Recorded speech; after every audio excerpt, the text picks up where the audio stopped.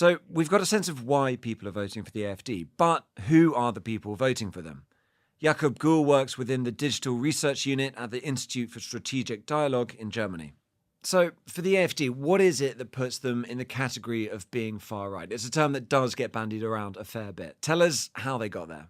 The AfD was originally founded in 2013 as a party that was primarily opposed to Germany's policies during the financial crisis. They were opposed to the euro. They were not very happy with all the money that Germany was providing to stabilize the economy in Greece. But at the time, there were really a lot of academics in their membership, a lot of people with conservative views and a bit more critical than the average on migration. But it wouldn't have been considered a far-right party at this point. Really what we've been seeing in the 12 years since is that during the refugee crisis in 2015, when the decision was made by then Chancellor Merkel to accept a very large number of refugees into Germany, they really shifted towards anti-immigration views, but also, I think, accepted some of the more nationalist sentiment. The AfD may officially have rules against directly cooperating with far-right organizations, but they have for many, many years attended conferences by organizations that have been designated as right-wing extremists by the authorities and by the intelligence services. They have promoted far-right concepts like the Great Replacement. They have interacted on podcasts, on initiatives, on events, on protests with really overt ethno-nationalist groups. And this is really why the assessment of the party has slowly changed over time. So it's appealing to people, quite a significant chunk of people. Who are those people? What are the key demographic? Is the AfD sort of reaching in terms of age? Is it places like East Germany? And why are they coming to them now when they didn't come to them before? They're stronger in East Germany than they are in West Germany. Though I would say that they are by now very much a national party. They have strong backing, double-digit backing, really everywhere. Their voters are predominantly men, of course not exclusively, but around 2/3 are. They're attracting quite a bit of working class support as well. You see that also reflected in some of the issues that they're now emphasizing. Bread and butter issues, the economy, reducing migration, strengthening the German economy. And they're very much also in their own communication trying to contrast that with what they would describe as luxury beliefs, support for Ukraine, support for immigrants, championing of multiculturalism. Is it voters looking around at sort of a crumbling state of affairs around them, whether it's infrastructure and society, and actually AfD are the outsiders here and say, look, all these other parties, the establishment, business as usual, we need to try something new? I think that's part of it. But over the past 4 years, the traffic light coalition government, consisting of the Social Democrats and the Green Party and the Liberal Democrats, they faced a series of challenges. And that's really when you see the AfD rising. Initially, they really emphasize opposition to green policies. And at the same time, we have increasing immigration from Ukraine. And actually, on the communal level, locally, authorities aren't able to handle this, whether that's true or not. It's the narrative that they're pushing. All at the same time that we're in a situation where we really can't afford it.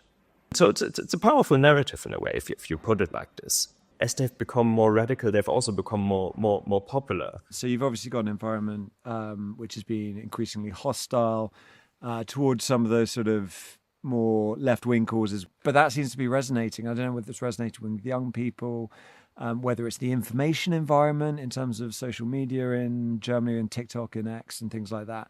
Are they just better at that sort of political communication than the established parties again? It's a few things coming together here.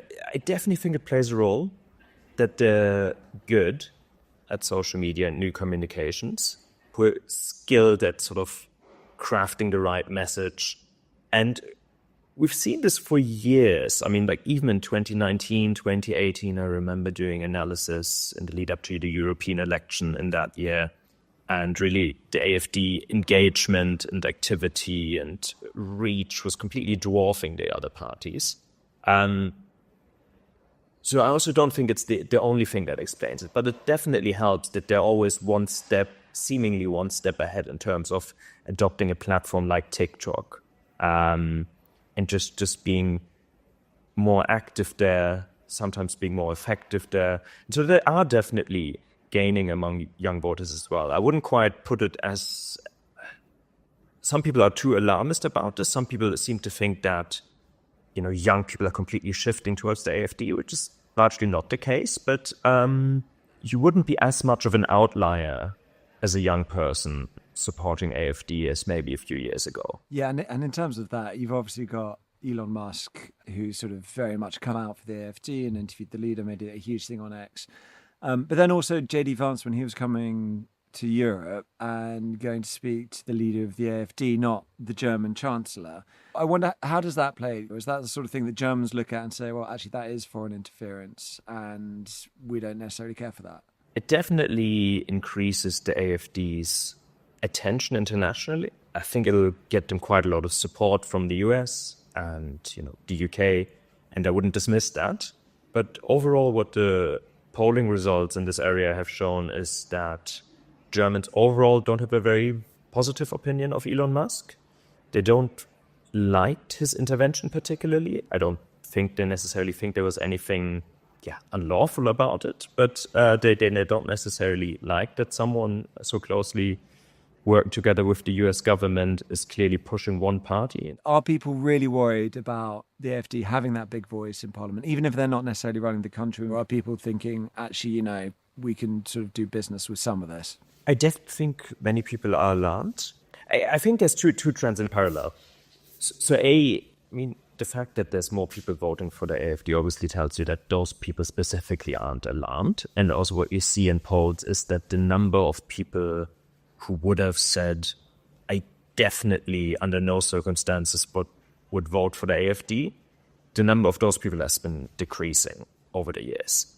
And so the party has become somewhat normalized in terms of popular perceptions.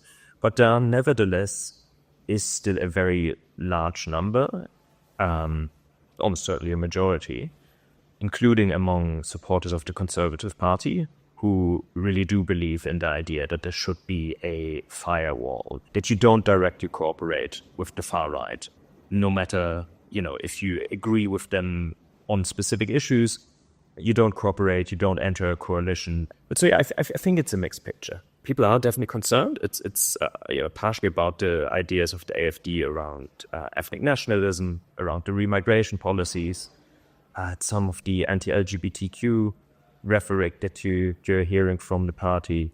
A lot of it's around the affinity that the party often shows towards Russia. So I think there's a range of reasons why people still view this party as beyond the pale, even though it represents a significant number of Germans and of German voters.